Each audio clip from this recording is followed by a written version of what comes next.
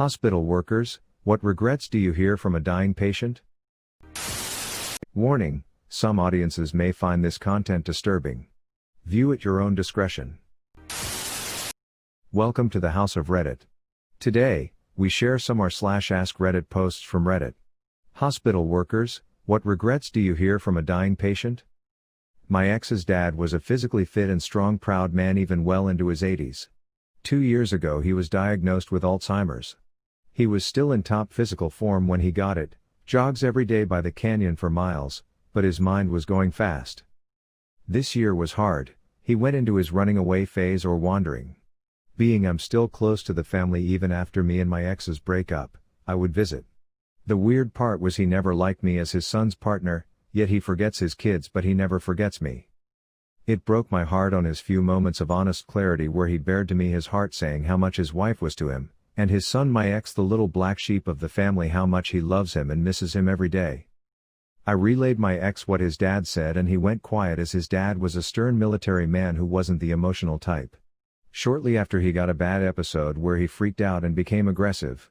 He had to be put on psych hold. In the 2 months he was confined he lost so much weight as he refused to eat. When he was deemed okay to be released he was frail and almost corpse-like. I remember visiting and standing next to him on his chair, he must have weighed only 90 pounds, skin and bones. I reached out for his hand to say my greetings. When he squeezed my hand I almost started sobbing as the moment reminded me of my own mom's passing. I later realized the significance of him squeezing my hand and talking to me. He hasn't spoken since his return from the hospital other than grunts and weak whimpers. He was in and out of consciousness. I was the first person he physically interacted since his return. Good news, he has recovered, for now, he is back to his old weight, he can walk again but of course the dementia will take its toll slowly but surely. He has retained his memories of family better. He is aware of him losing himself and has been more emotional and clingy to his kids as if making time before his mind truly goes. Bad news, after 2 years he finally forgot me for the first time. Though it lasted a few minutes, and even though I'm at odds with him when I was dating his son, his kids told me I was a constant memory for him. I always tell my knucklehead of an ex who is internalizing his emotions lately, to spend time with his dad as much as he can. So that he won't regret. I mean this in an uplifting way, but I admit I haven't had to actually face this with a family member yet and I don't really know what I'm talking about. From a Buddhist-adjacent perspective, it may not be productive or helpful or even very accurate for us to think of people with dementia as the same person they used to be. They're literally a new person with different memories. This isn't an argument to see people with dementia not as people. Of course they're deserving of respect and love, of course their experience is valid, and of course they will have special significance to their loved ones and should not be cast off or forgotten. But they literally aren't the same person. They're a different person who channels portions of the person you knew in unpredictable ways. Appreciate the ways in which they are a conduit to the person you knew, but accept that their previous self really is dead and gone. Their body is housing someone living a different life based on different experiences. In this sense, it still is sad to have lost the one we love, but we don't continue to hurt ourselves with the inaccurate expectation that this person should know certain things. Nope. That would literally be the same as expecting someone to be someone else. They're gone.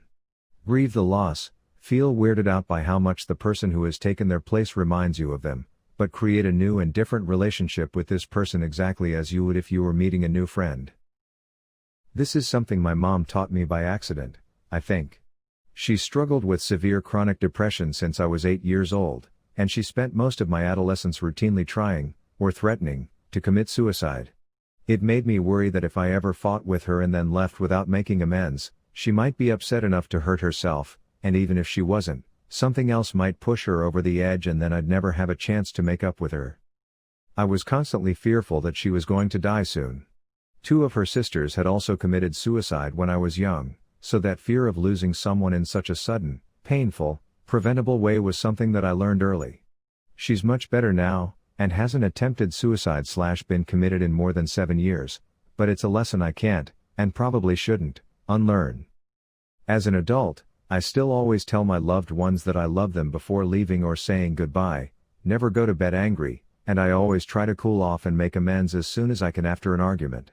Not because I think they'll hurt themselves, but because I know how suddenly you can lose somebody, and I don't want anger to be the last thing I share with them.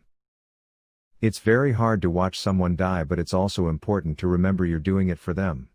Especially with what this person just said, confirming my lifelong belief. I've always resented my older brother's selfishness because his policy is essentially I don't go visit people in the hospital because I don't want to remember them that way. But life isn't just about you, now is it? It's not just about what you want. What about what the person in the hospital wants? My grandmother became very sick late last year or early January. We actually believe it could have been COVID before people really knew about COVID, and even when she became delirious, she would calm down when either my mom or I said it's okay, we're here. She would just calm right down. Mom stayed in the hospital with her from the crack of dawn until 8 p.m., and I took the night shift from 8 p.m. to 5 a.m., stayed all night so she was never alone. When she got better and left the hospital, she told us that words couldn't describe how much it meant to her that we did what we did, that we would never know just how much it meant to her. She said it saved her life. She said I would have been scared, but I wasn't scared because every time I woke up, you were right there. She said she knows she probably won't be able to, won't get the chance, due to her age, but she wishes more than anything that she could return the favor. That if I were ever hospitalized, she would never leave my side. I tell you all this to say, I understand how hard it can be. I get the temptation to be like my older brother and be like I don't want to see them like this, it's going to haunt me. But when you understand how much it means to them, it'll give you the strength to power through. My stepson, 14, was recently in ICU. It was seriously touch and go there for 48 hours. His mother, father and I would take turns. COVID only allowed one of us in the room at any time. He would wake every 10 to 15 minutes with no memory of what was happening, and in between, I was laying down on the pull-out bed thing they had positioned behind him where he couldn't see. He would start freaking out, groaning and trying to thrash around, panicking. As soon as he heard me, he would stop, even before I got to where he could see me. He was well past speech at that point, but he would hold out his arms full of tubes with a desperate look, needing reassurance. He just needed me to tell him he was okay, so I did, even though I didn't know at the time he would be. I sat with him, holding his hand until he drifted back off, then I would move back to the pull-out to try and get some rest. A few times I was so exhausted I dozed through the start and would wake to the nurse trying to calm him. She was in the room 24/7. The more she tried to calm him, the more it escalated until the second he heard my voice. It is so unbelievably hard and traumatic to watch your loved ones go through that and not know what the outcome will be, but it's not about you. Sometimes they're just running on instinct, they can't understand complex situations or excuses, all they have to latch on to during the most terrifying moments of their life is knowing someone they love is simply there. He took it right down to the wire, but he is so, thankfully, now slowly on the mend. My nan was in hospital, 88 years old, and she was near the end. I had a call from my mom, on my way home from work, saying they doubt she will see the weekend. I got home, changed from my dirty clothes and hopped in my car and went straight to the hospital. As I ran, from the car park, I walked past a pub and saw my dad and uncle having a beer. I said hello and asked why they were not with Nan, their own mom. They had actually been in all day and made room for the rest of us who were either at work or otherwise engaged that day. I walked to the entrance and saw several cousins and aunts and my mom and sisters. My brother was with me and we went straight up to the room. There was at least 12 people in the room and I walked towards the bed and noticed everyone was sad and just trying not to cry. I didn't get it. I know it's a sad thing to watch, but I was more concerned on how scared my nan was. In a room of people not saying anything. Basically waiting for her to pass. I started talking to her, I know my brother would have. But he couldn't get a word out, started to tell her about my son's first sports day and how he was in every event. He won a few races and was absolutely ecstatic about his achievements. He was 6, and she was smiling, eyes closed, and I was waffling on and on. People were moving in and out and I looked up and noticed I had been talking for an hour. I looked around and it was me, my brother, my dad, my mom and my sisters. All watching me talking my nan's ear off. I got a little embarrassed and gestured for someone else to keep talking. Everyone was too focused on not showing their sadness. My nan hadn't spoken to anyone for 3 days. As I was leaving, my cousin had drove 4 hours to visit and was coming in just after visiting hours. I spoke to her and said, "All right, Nan, I've got to go and keep Dad out of trouble. I'll see you in the morning. She spoke in a tired voice and said, okay my love. By my name. I almost broke down in the doorway. My bro is a big dude and he put my arm around his neck and got me outside. Walked straight into 30 to 40 family members, and some family friends. Closure. She passed that evening. My cousin who drove down had been sat with her for an hour when she went.